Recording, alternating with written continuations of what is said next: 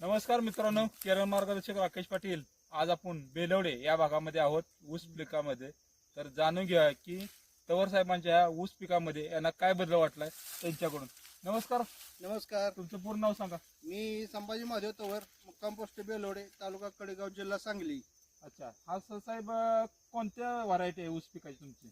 हे क्षेत्र 20 गुंठ आहे आणि व्हरायटी 86-032 आहे. अच्छा, हा तुम्ही आता बघताय की अंतिम टप्प्यात आपला ऊस प्लॉट आहे आणि भला मोठा ऊस आपण इथं बघू शकताय की कशा पद्धतीने ऊसाला झाडे, पेराचं अंतर बघा काय अगदी ह्याच्यामध्ये सुद्धा ऊस बसन झालाय आपला मुठीमध्ये.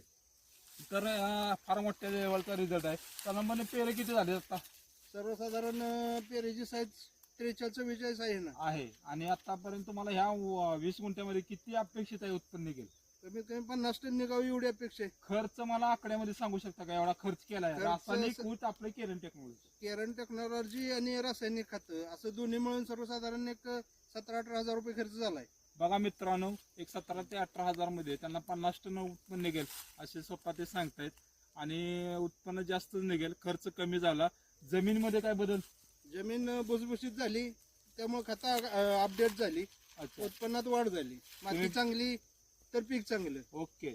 बघा मित्रांनो, आम्ही कायम सांगत असतो, जमीन चांगली तर येणार पीक चांगलं. प्रत्येक शेतकऱ्यांनी केरन टेक्नॉलॉजी वापरावी, इथे एवढं सांगतो. हा व्हिडिओ जर आवडला असेल लाईक करा, शेअर करा. धन्यवाद.